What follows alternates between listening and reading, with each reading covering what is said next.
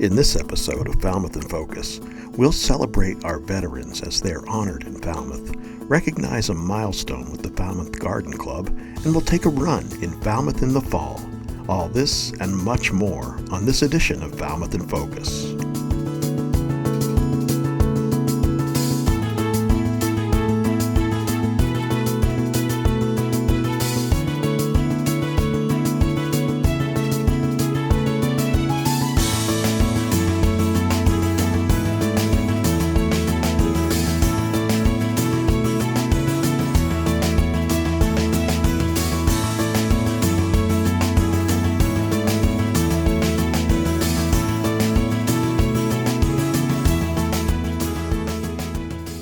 Hello and welcome to Falmouth in Focus, FCTV's current affairs program.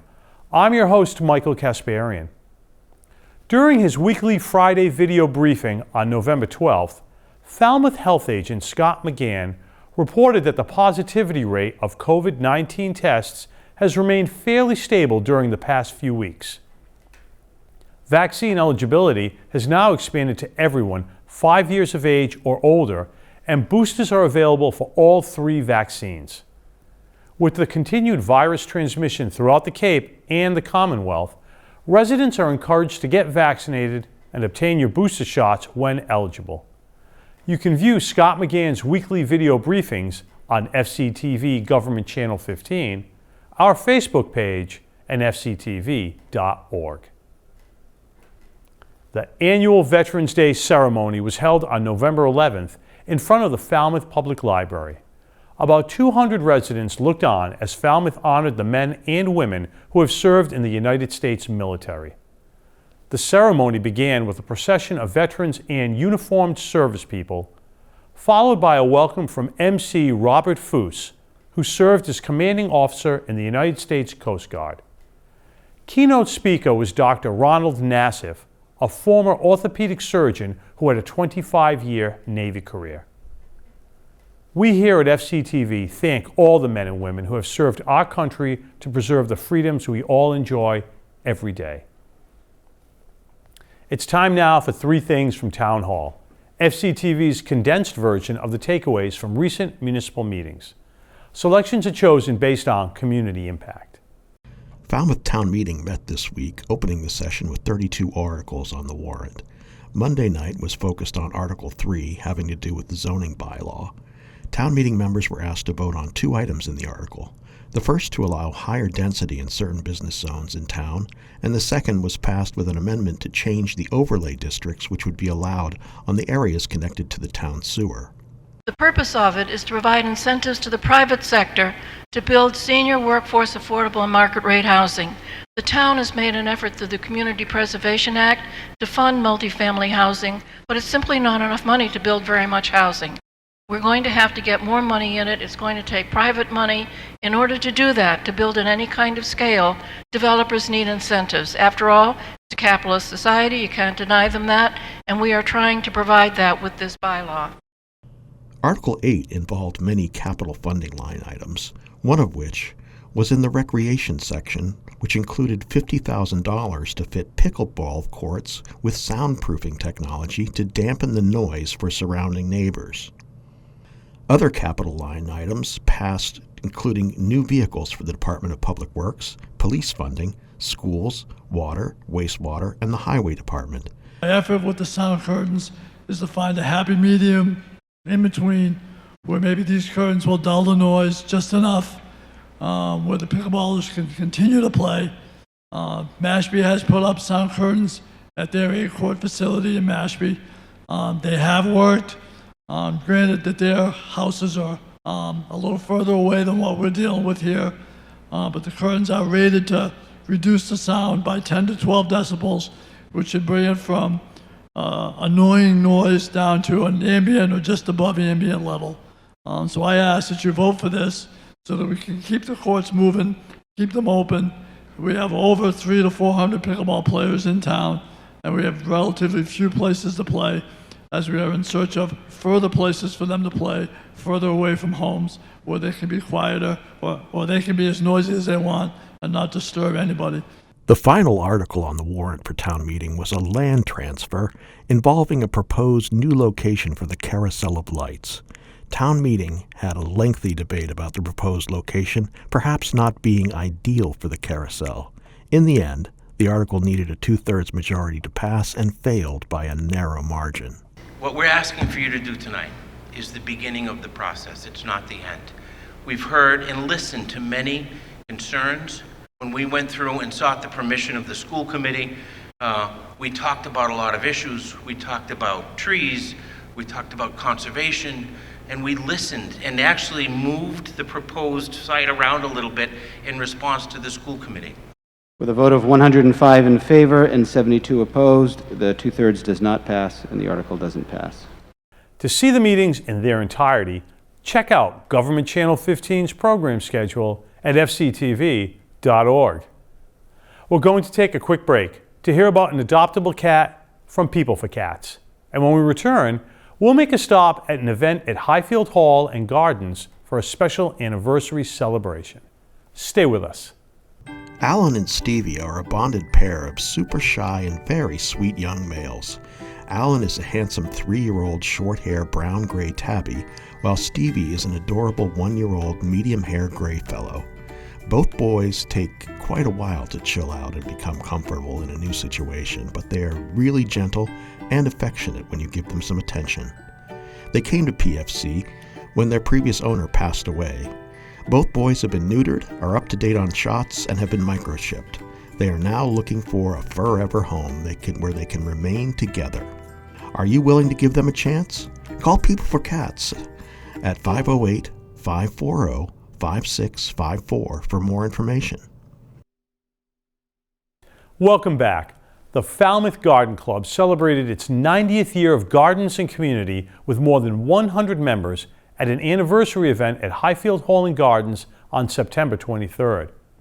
Throughout the evening, guests were able to journey along the memory lane of the club's history with displays adorning each of historic Highfield's various rooms. We're here tonight at Highfield Hall to celebrate our 90th anniversary as a garden club. And we're so thankful for all the hard work that's gone into this. It's been a year in planning. And tonight we will remember our past, we'll commemorate our 90th, and we will celebrate as members and guests join in the festivities. The Falmouth Garden Club is really all about the love of gardening and flowers. That was what our founding members identified as the value that would hold us together, and it is the same today as it was 90 years ago. Since the very beginning of our founding, the Garden Club has been very committed to the town of Falmouth. We maintain multiple gardens around town. We work with school children in teaching them about horticulture and plant management. The group is about 125 people, all ages. We have men, we have women, we have people who work, we have people who are retired, and we do a variety of community beautification activities that give us an opportunity to work together in community ourselves. Well, I mean, I think part of the beauty of Falmouth is the fact that all these folks are involved in gardening, and that lends itself to the beautification of the entire town. So I couldn't be more pleased to be here celebrating the 90th anniversary. It's really outstanding. And some of these folks here have brought years of experience, not only their home gardens, but also in the horticultural industry, and they're happy to share and eager to share. So every year people get an opportunity to peek inside some of these great gardens, and again, it's one of the things that makes Falmouth such a wonderful and beautiful place. We meet every month, the first Monday of the month, and we would love to have anyone come and join us and see what we're about. The most important thing about the Garden Club is that we are a very nice, friendly group of people that have this one value. We love plants. For more information about the club, go to falmouthgardenclub.org. Thanks to Andrew Richards for that story. November is Alzheimer's Awareness Month. We spoke with Molly Perdue, Executive Director of the Alzheimer's Family Support Center, about the myriad of programs offered to the community. You know, the Alzheimer's Family Support Center really was started because of the experience I had taking care of my mother when I had gone back to school and I was working on my PhD from Northeastern University. And as I was studying and trying to write my dissertation, it became clear that the most, I would say the most interest that I seemed to show was in trying to figure out how to care for my mom while I started my family, with probably 10 years of trying to get up to speed with all the information that was out there, and then coming up with a design to finish my original work on Cape Cod, which was looking at families dealing with Alzheimer's, and then to take that body of work that I finally finished and then move it in the direction of something concrete and pragmatic.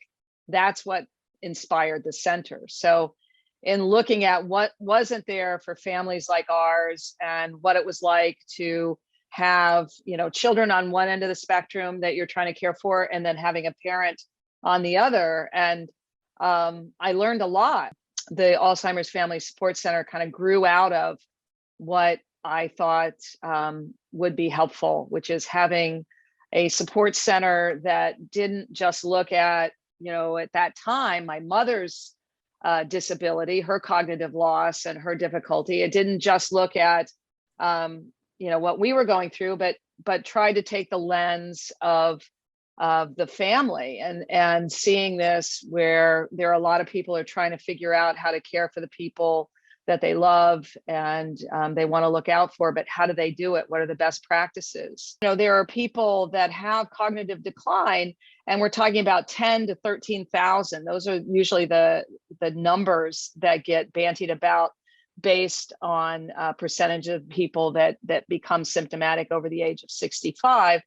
So there's quite a few people that we that are in some state of cognitive loss that could really benefit from those programs at the museum, because they're stimulating. And there are also programs where we understand if someone has memory loss. So everybody wears name tags. So you're not going to be asked to do something that is going to be embarrassing because you may not be able to remember. So we keep it stimulating, but we also make it a safe and secure environment for everybody to be able to participate. Alzheimer's, you know, is a disease process. It's usually diagnosed by taking an image of the brain, looking at some of the cognitive losses. Dementia is more of an umbrella term. If you can imagine umbrella over all the different, I would say 150 different types of dementias. So, you know, you've got Lewy body and vascular dementia, frontal temporal dementia, all these different dementias are under that dementia umbrella. What's really, really important when it comes to diagnosing and you know, is it dementia, is it Alzheimer's, is getting good, accurate medical information. And so many times a person will not go and have that conversation with their medical doctor or medical provider because they are so scared that what is going to happen for them is that they are going to have, you know, one of those diseases. So we always recommend, if you're starting to have some memory issues and you don't know what's up, go and have a confidential conversation with your medical provider. You know, people wait too long, and research shows this. For whatever reason, we think my person isn't bad enough yet. They're not progressed enough yet. And the truth is, the best time to reach out is as early as possible. And the research kind of bears that out to be true. You know, if you identify and connect early, you not only can get information that might help you now, but you're able to make a plan for what you may need later.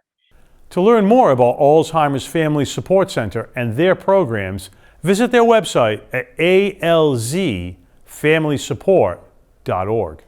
Thanks to Eric Larry for that story. We're going to take a quick break, and when we return, we'll take a run in Falmouth in the fall. Stay with us.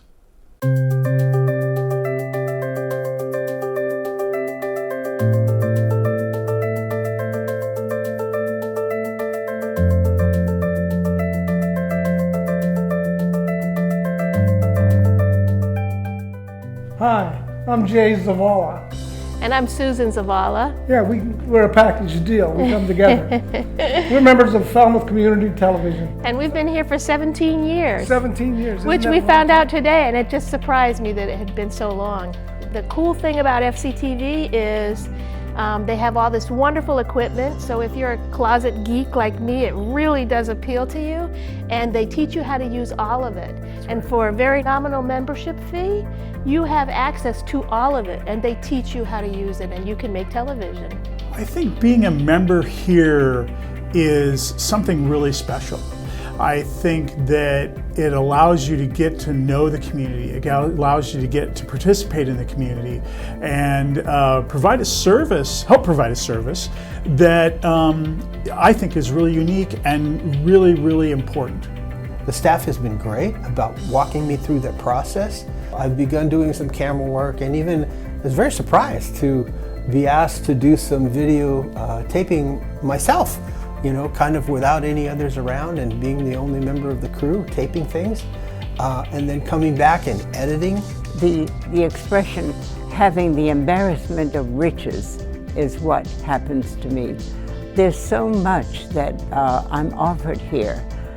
I do a program that is just rewarding because I meet so many interesting people.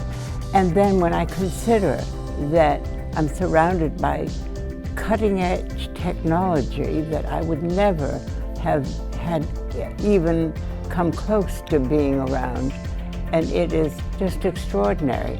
I came across Falmouth Community Television and I decided to become a volunteer. And since that time, I have been doing projects with Channel 13 and Channel 15.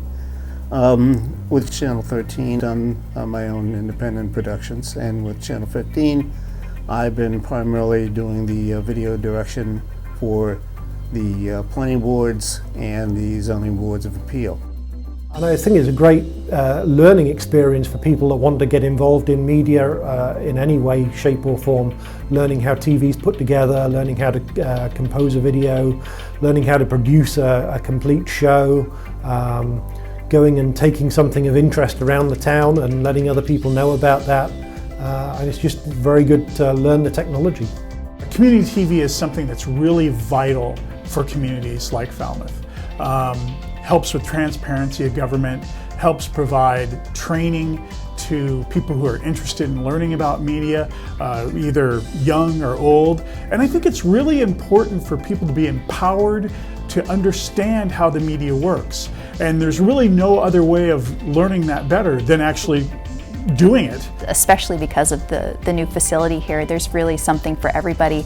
If somebody wants to produce a small packaged piece for Falmouth in Focus, you can teach that. You have the equipment for that. It's fantastic if they want to, you know, host a cooking show, if they want to do poetry and prose and speak on camera.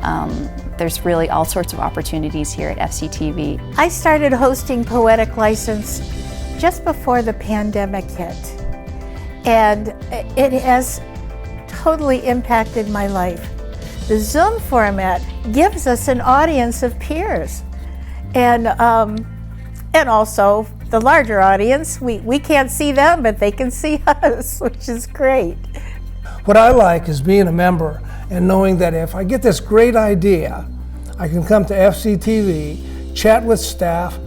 You're not on your own. That's another right. thing about creating TV here. You're not on your own. There's so much support for you. If you don't remember how to do something or you don't fully understand how to do something, someone will be able to explain it to you and help you. Everything that I've hoped for is right here. I feel like I walked into the right place at the right time for some reason. Plus, for those who have not become members yet, there's a great adventure waiting for you. And it's a great group of people to be associated with. Yep. It's making that connection with your community through Falmouth Community Television makes you a part of what's going on in this lovely town, right? Exactly. They're really state-of-the-art, and it's just a fantastic thing to have in our community. I think Falmouth is pretty lucky with that. It brings our community together, sometimes to open our minds about what other people have to say about life. Might not always be the same things that we believe or think about, but it opens our minds and frequently opens our hearts to what people have to say. And what is community besides that? This place is a really special place, and this community is lucky to have this place and the people who work here as a resource. It's vital to support these kinds of things, or they'll go away. Get out and donate and support this kind of organization and keep it alive.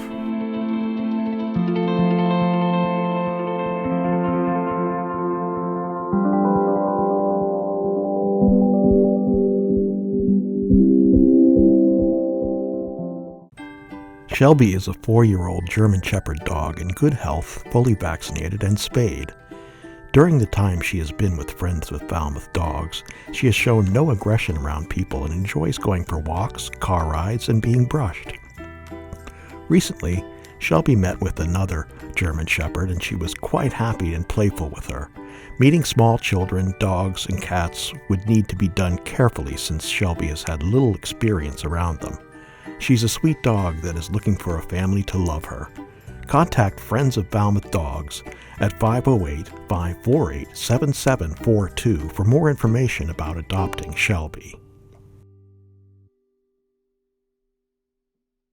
Welcome back.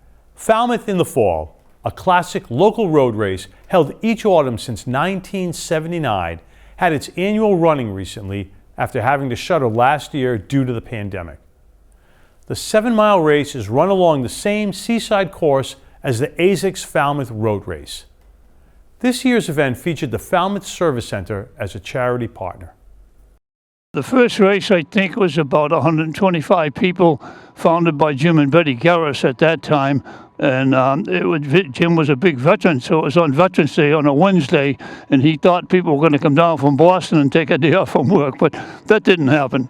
But it grew from there, and I had 2 friends on the Herald and the Globe who talked about, I put in their column about our race, and it exploded.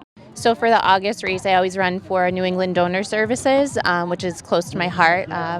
My dad was a kidney transplant recipient, so I've always run for him and raised money to help awareness around organ donation. I lost my father in June of 2020, so I continue to run for him.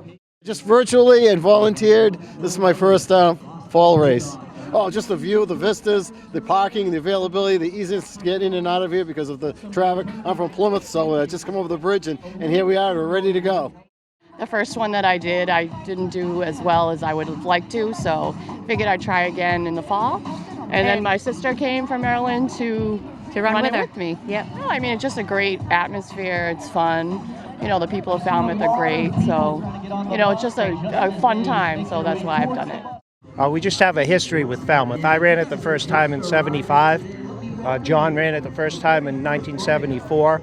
So Tommy Leonard, who started the race, was a friend of ours, and he basically got us down here. I was director of this race for 38 years, and it wasn't like this. This is fantastic. I am very impressed and very grateful to the Falmouth Road Race. And thank you, Falmouth, and thank you, everybody involved. Thanks to Ryan Weber for that story. This week on My Fishing Cape Cod, Ryan Collins has an unexpected surprise while walking along the beach. Let's take a look. So I'm walking the beach right now, and I literally just found a striper. He's very much alive. I think he just beached himself, chasing bait. So it's this guy's lucky day. We got to get him back in the water. That's crazy. Give him a little revival. He's very much alive. Very much alive. Couldn't have been beached for that long. There have been fish chasing bait this morning. I'm guessing this guy just got in a little too shallow. Beached himself chasing bait. Come on, buddy. Swim off.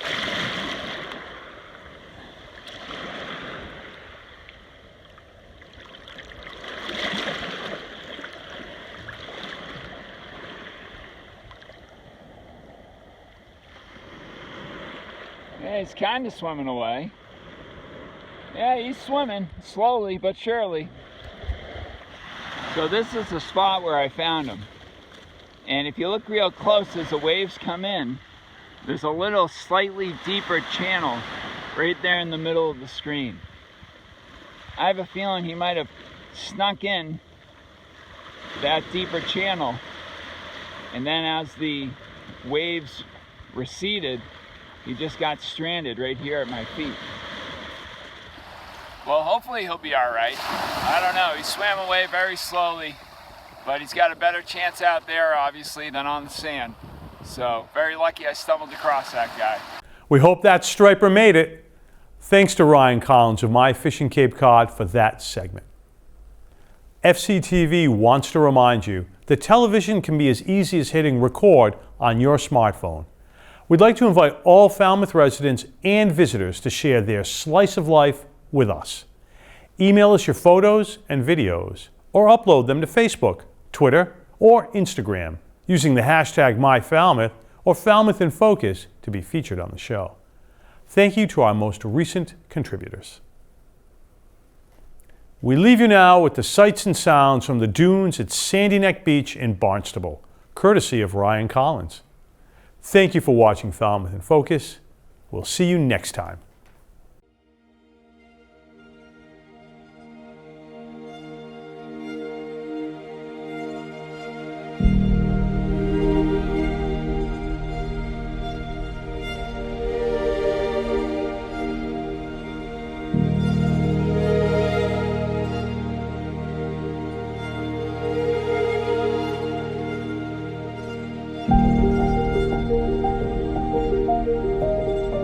Thank you.